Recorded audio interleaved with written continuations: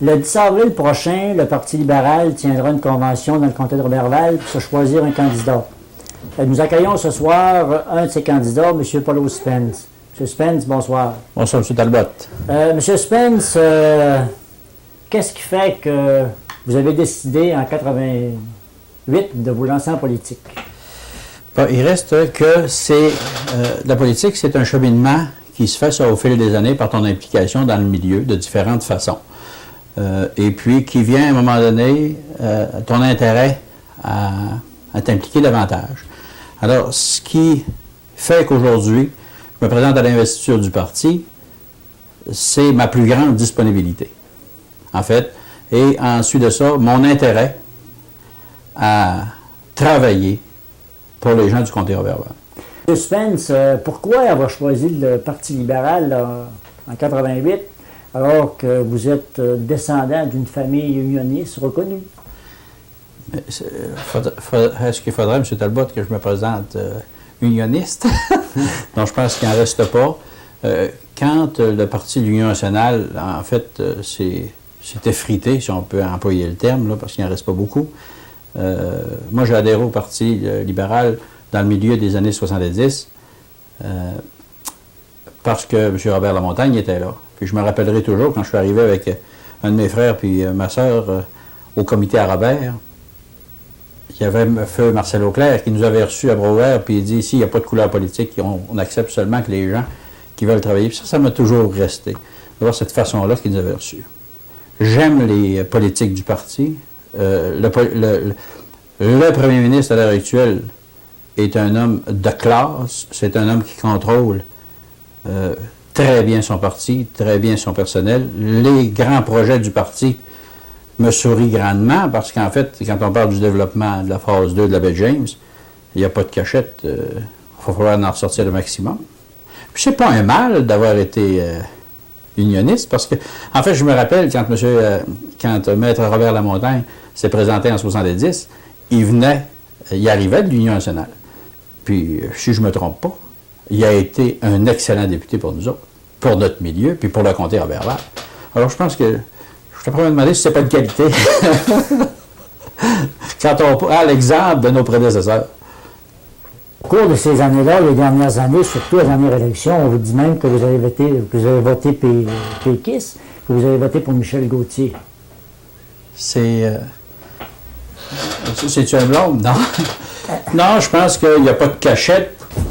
À la dernière élection qu'on a connue, effectivement, j'ai voté Michel Gauthier. C'est le terme exact, j'ai voté Michel Gauthier. Je ne m'en cache pas, M. Gauthier, le député Gauthier, le gouvernement du Parti québécois, par l'entremise du député Michel Gauthier, venait d'octroyer au Jardin zoologique 1 million de dollars. Et honnêtement, Paulo Spence, étant président de cette société, je me devais, personnellement et en fond de moi-même, de donner un vote de reconnaissance. Je dis bien un vote de reconnaissance à Michel Gauthier pour ce qu'il avait fait au Jardin. Et puis, je me demande, puis je l'ai fait au nom de la population de Saint-Félicien, qui ont bien voulu se joindre à moi pour ça. Puis je me demande s'il n'y en aura pas plusieurs de Saint-Félicien qui auraient fait la même chose. Alors, je n'ai pas honte de dire que j'ai donné un vote de reconnaissance à Michel Gauthier aux dernières élections. J'espère, vu qu'on a clarifié tous ces petits points-là, on sait que pour être un député, ça prend de la disponibilité, puis ça prend aussi de plus en plus un certain bagage de connaissances à tout niveau. Est-ce que vous, sur le marché du travail, vous avez acquis ces connaissances-là qui feraient que vous connaissez assez le milieu, soit au niveau économique, par exemple? Vous venez de dire que pour être député, ça prend quelqu'un de disponible, ça prend aussi un porte-parole convaincu et convaincant. Ça prend quelqu'un qui parle fort. Ça prend dans le comté Roberval un haut-parleur. Ça ne prend pas un représentant du gouvernement dans le comté, mais ça prend quelqu'un du comté pour représenter les citoyens à Québec et défendre des dossiers de plus en plus importants. J'ai travaillé dans l'entreprise privée depuis 25 ans. Tous les échelons, sauf celui de président parce qu'on en avait un excellent, tous les échelons ont été franchis. C'est ce qui fait aujourd'hui que, de par mon implication dans l'entreprise, savez, dans l'entreprise privée, 5 personnes plus les parents, plus que ça, c'est un garçon, 2 filles, et puis les parents, c'est pas toujours facile. On connaît des hauts et des bas, puis c'est dans ces situations-là qu'on fait l'esprit de corps, qu'on fait le dialogue, qu'on fait le partage des choses. Et c'est ce qui m'incite encore davantage à offrir mes services au grand public. Parce qu'en fait, de ces connaissances-là, d'être capable de dialoguer avec les gens, d'être à leur écoute. Ça s'apprend, ça, quand tu t'es impliqué dans les affaires.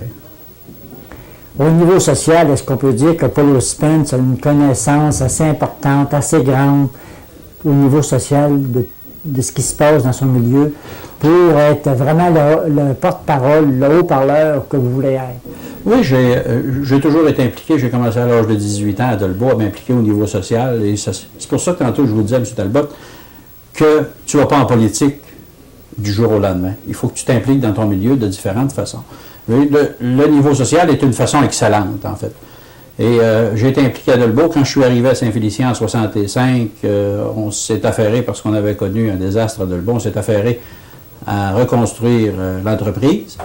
Et ensuite de ça, je me suis impliqué au niveau de la Jeune Chambre. Et en 72, sous mon règne de président, la Jeune Chambre de Saint-Félicien s'est mérité tout de même la mention, le trophée de la Jeune Chambre par excellence au niveau des Jeunes Chambres du Canada français. La première Jeune Chambre, de par son dynamisme, son implication dans le milieu, on a gagné cette mention-là, la première Jeune Chambre sur 130 unités. Ensuite de ça, je me suis impliqué au niveau du commissariat industriel. Je me suis impliqué au niveau des Lions, de tous les organismes, en fait, de la Chambre de commerce. Et présentement, je suis membre consultatif de la Banque nationale pour un mandat de 3 ans. J'ai fait tous les paliers, en fait, du social, milieu économique du secteur de Saint-Félicien.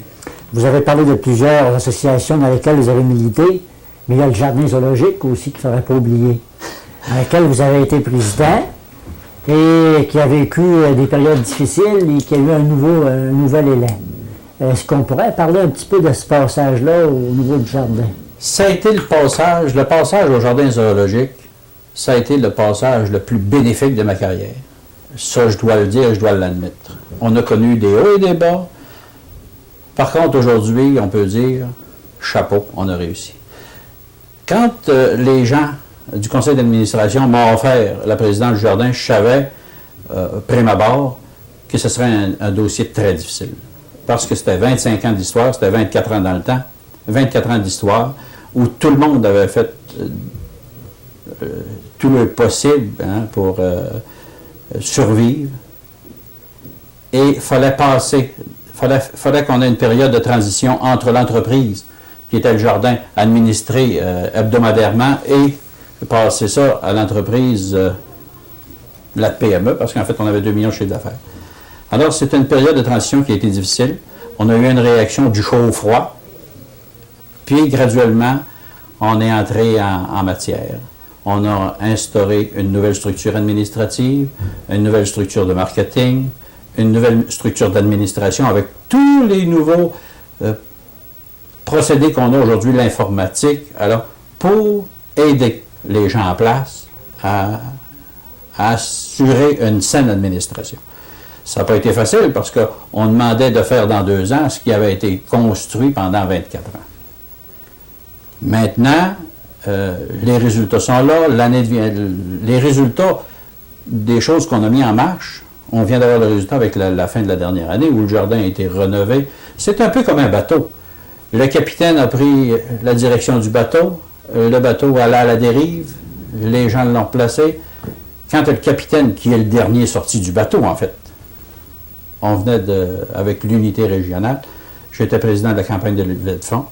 On a amassé 1 300 000 et on a remis la barre à un nouveau capitaine avec une nouvelle pensée et avec un nouveau leadership.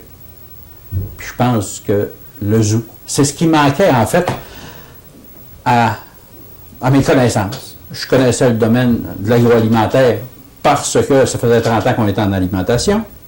Le domaine forestier, ça fait tout de même au-delà de 10 ans que, je ne peux pas dire on cohabite, mais qu'on dialogue régulièrement avec les gens du domaine forestier. Et il me manquait le zoo, les connaissances touristiques. Alors, humblement, je suis le meilleur des 4 candidats à l'heure actuelle. Je suis le candidat qui est le mieux placé pour défendre les intérêts du comté de ces connaissances-là, que j'ai sur les 3 paliers importants du secteur. M. Spence, on connaît maintenant votre passé, votre présent. Il faut regarder vers l'avenir. Si vous êtes élu à la prochaine convention et si vous êtes élu député, il y a des dossiers fort importants au niveau du comté de Roberval. Vous avez parlé de la foresterie, de l'agroalimentaire, du tourisme. Il y a des choses qui semblent traîner depuis un certain temps. C'est quoi votre vision de l'avenir du comté de Roberval, dans ces 3 domaines en particulier? M. Talbot, je ne suis pas candidat, ce n'est pas une campagne électorale, c'est une compétition honnête entre 4 personnes où il faut vendre notre personnalité, puis il faut dire aux gens, on est le meilleur. Moi, je dis aux gens, je suis le meilleur, je suis habitué, puis je suis tenace, puis je suis capable de défoncer des portes, puis je suis capable de faire un excellent porte-parole. Par contre, pour répondre à votre question, il y a des dossiers importants. Qu'on prenne juste le dossier au niveau de la forêt, un dossier qui était censé éclore dans les 5 années suivant la construction du moulin, la 2e phase de Donahue. La 2e phase de Donahue où on ne coupe pas une épinette de plus. On installe une machine à papier, on crée 150, 175 jobs et on emploie la pâte qui est fabriquée ici au lieu de l'envoyer à l'extérieur. Puis on garde nos arbres, on garde notre matière première. Parce que si ça ne se fait pas à Saint-Félicien, la matière première va peut-être aller ailleurs pour alimenter d'autres choses, d'autres projets à l'extérieur. Alors ça c'est un projet important. Il y a aussi l'harnachement de la rivière. On parle de la phase 2 de la baie James. Il faudra parler aussi de l'harnachement de la rivière. Il faudra parler de la voie de contournement de Saint-Félicien. Il faudra que Saint-Félicien, comté Roberval, soit un pôle majeur dans le développement de la phase 2 de la baie James. Puis je vais même jusqu'à dire que l'aéroport intermunicipal de Saint-Méthode devrait développer, parce qu'en fait c'est un aéroport provincial, de juridiction provinciale, devrait être développé en fonction, parce qu'on parle de la route de la baie James, mais ça ne se construira pas dans le prochain trimestre, ça. Mais en fonction de la route de la baie James, que l'aéroport de Saint-Méthode devienne une station, un point de service, un aéroport de service pour la baie James. Ça, je suis en faveur de ça. Ça, c'est des dossiers qu'il faudrait travailler.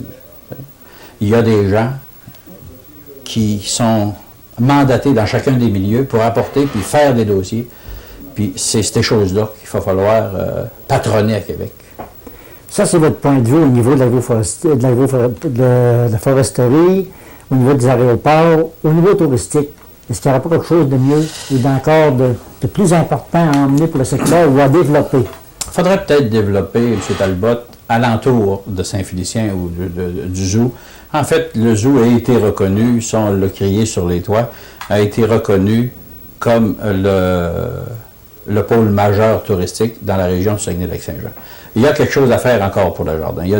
Moi, je suis au courant qu'il y a un dossier qui dort sur une tablette, un dossier qui ne faisait pas effectivement l'affaire des politiciens, dans laquelle Justin Gagnon a travaillé énormément, qui est la politique des jardins zoologiques. Puis ça va prendre une politique de même pour assurer notre rentabilité ici, puis assurer un certain développement touristique dans le secteur. Pour avoir vécu ce qu'on a vécu au jardin, les difficultés, ça me sensibilise, parce qu'on vit de tout ça l'été, le tourisme, puis je suis sensibilisé aux difficultés que tout le monde connaît. Si on veut savoir ce que le char à Roberval, les difficultés qu'il connaît, le musée Louis-Aymon, on a juste à prendre les difficultés qu'il y avait au jardin, puis en fait, c'est ce qui se reflète partout. C'est un problème, au zoo, on s'en est aperçu, il manquait 100 000 personnes. Tu sais. Et puis on fait un sondage à Saint-Félicien, ils viennent une fois aux 5 ans et demi. Je me demande si nous autres, à Saint-Félicien, on n'a pas un peu de responsabilité envers le jardin.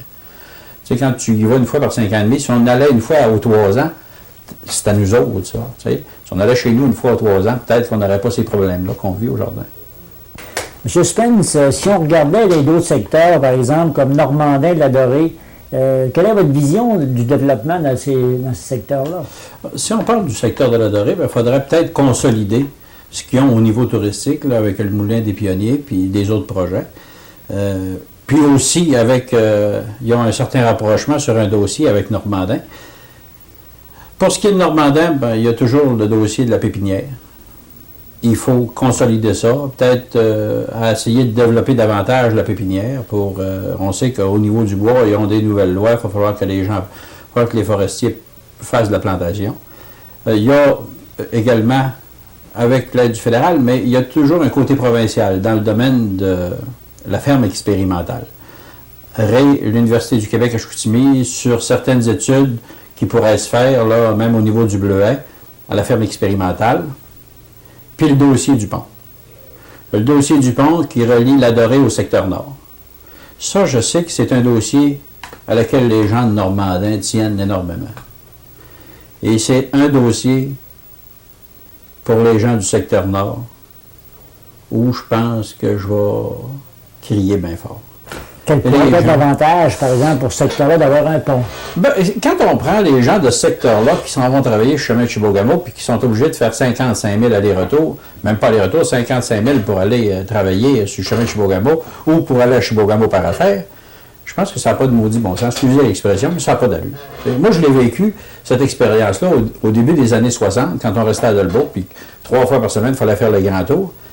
Puis il reste que avec la nouvelle route 169 à Normandin, à Saint-Méthode, je n'ai pas de cachette, Normandin se sent délaissé. Puis c'est vrai. Puis c'est logique qu'il y ait un deuxième pont sur la rivière, parce que le nôtre à Saint-Félicien commence à être désuet, il faut qu'il soit réparé. Puis dans le secteur nord, ça va desservir un bassin de population, à partir de Dolbeau à aller jusqu'à Normandin, tout ce secteur-là. Puis ils en ont besoin. Puis, honnêtement, je dis aux gens de Normandin aujourd'hui, je vais mettre mes culottes. Puis c'est un dossier où je vais crier bien fort. Puis, Donahue va en profiter, puis les gens de la Dorée vont en profiter. Puis ça va refaire de la vie dans le secteur de Normandin, puis ça va refaire de la vie dans le secteur de la Dorée. Je pense que c'est une nécessité, puis c'est une logique. Puis les gens de Saint-Félicien, ils vont accepter ça. Je pense que ça ne peut pas déranger. Nous autres, à Saint-Félicien, le transport lourd, c'est un inconvénient. Ça va aider les deux côtés d'une façon ou d'une autre. Vous avez parlé aussi de la ferme expérimentale. On sait que le secteur normandin, c'est un secteur très agricole et qu'au niveau de l'agriculture, on sent les agriculteurs sont inquiets actuellement dans différents dossiers. Est-ce qu'il y aurait des choses particulières à ce niveau-là? Bien, c'est comme j'ai effleuré le sujet tantôt parce que c'est de juridiction fédérale. Par contre, il y a du travail qui se fait avec l'Université du Québec à Chicoutimi sur le dossier du Bleuet. Si on se servait de la ferme expérimentale, on pourrait s'en servir comme lieu de recherche ou d'étude. Alors, à ce moment-là, tu peux amener le domaine scolaire, OK? Et avec le provincial et le fédéral conjointement, mais tu peux assurer une survie à la ferme expérimentale. Ça fait partie du patrimoine de Normandin, sur la ferme expérimentale. Alors, je pense que c'est important. Là-dessus, M. Spence, je vous remercie infiniment. Alors, je vous remercie, M. Talbot. J'invite les gens à parler de la Convention, à y venir le 10 avril, puis à appuyer Paul Spence. Merci.